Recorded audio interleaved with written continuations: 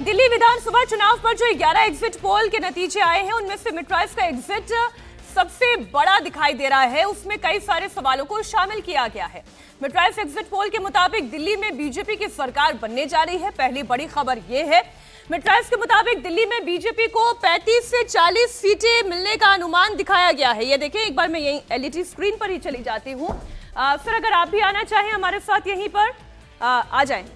आम आदमी पार्टी 32 से 37 सीट आप अनुमान जता रहे हैं, बीजेपी को 35 से 40, इसके अलावा कांग्रेस को 0 से 1 सीटें और अन्य को 0 से 1 दे रहे हैं। और वोट शेयर की बात वही मैंने कहा कि 44% मैं आम आदमी पार्टी को दे रहा था, 46% मैंने बीजेपी को दे रहा था, 8% कांग्रेस को और अदर्स को 2% दे रहा था। अब वोटों का डिवीजन भी मैंने दे रखा है कि ओबीसी कितने परसेंट कहां जा रहे हैं, महिलाएं को किस तरीके से वोट टूटा हुआ है और अपर कास्ट का वोट में क्या बीजेपी की स्थिति है। तो आप देखेंगे कि बीजेपी अपर कास्ट में हमेशा टॉप पे रही हुई है और दिल्ली में भी वो दिखा। लेकिन दिल्ली का एक चुनाव ऐसा होता है, चुनाव जहां पे जातीय आधार पे, सांप्रदायिक आधार पे कभी भी चुनाव नहीं हुआ। चूंकि दिल्ली क्या है कि क्लास के आधार पर हुआ, सिर्फ क्लास के आधार पर होता है, मिडिल क्लास, अपर क्लास, इसी पे होता है, शुरू से होता है, यानी कि अभी भी है। और अरविंद केजरीवाल जी ने जब सत्ता में आए तो एक अपनी छवि लेकर आए और उस छवि के आधार पर उन्होंने 2 बार सत्ता को प्राप्त किया। 2020 कर देखिए उनका आदि इलेक्शन, तो वो पूरी तरह से लगता था कि अरविंद केजरीवाल इतने बड़े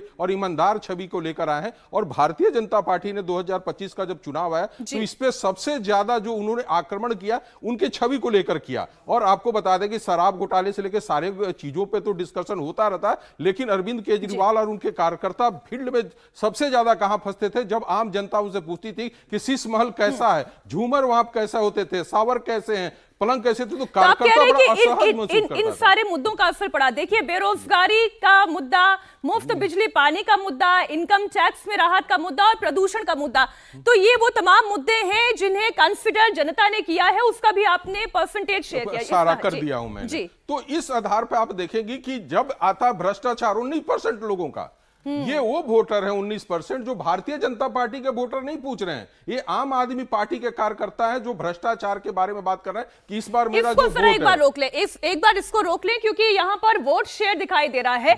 आम आदमी पार्टी को 67%, बीजेपी को 11%, कांग्रेस पार्टी को 9%। जो सवाल आप विक्रांत जी पूछ रहे थे उसका जवाब आप दे दे। दिल्ली के मुसलमान किसके साथ है, ये इस पर है आम आदमी पार्टी के साथ सबसे ज्यादा।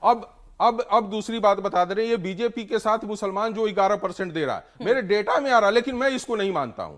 ये नहीं मानता, डेटा में, लेकिन मैं नहीं मानता हूं, लेकिन डेटा को मैं ये नहीं कर सकता कि उसको आउट कर सकता हूं, क्योंकि ये मुझे पता है कि वो बोलते जरूर हैं, वो संकोच डर या मुझे बहलाने के लिए, लेकिन ये वोटर बीजेपी का नहीं है। एक मुश्त यहाँ गया है। हाँ, एक मुश्त यहाँ पे गया है। इसमें कोई कंफ्यूजन आपको लगता है? 2 जगहों पे। सर, आपका कोई एडिशन? नहीं, बिल्कुल ठीक है। मैं ये जानना चाहता हूं मनोज जी कि सैंपल साइज कितना बड़ा है? ये 37,000 है। फिर इस पे भी अब आ जाता हूं। लोग कहते हैं कि आप 37,000 सैंपल साइज पे लेकर आ रहे हैं, यानी 400 वोटर पे एक वोट पे आप ये डिसीजन लेकर आ रहे हैं। मैं सबको बता देना चाह रहा हूं कि एक दिन में 37,000 और 30,000 सुपर पोल नहीं होता, लेकिन जब हम आंकड़े लेकर आते हैं तो जो हमारे पिछले 5 महीने से आंकड़े आ रहे हैं और जो उस पे बनते जा रहा है ओपिनियन, उसके आधार पर इस ओपिनियन को निकालते हैं और सिर्फ डेटा पे नहीं जाते हैं। इस पे हमारा क्वालिटेटिव भी क्वेश्चन होता है, जिसपे हम जाते हैं तब इसको लेकर आते हैं, तो लाखों में होता है। लेकिन ये बार बार चैनल पे और लाइव में पूछा जाता है कि इतने कम डेटा पे कैसे आ जाते हैं। नहीं,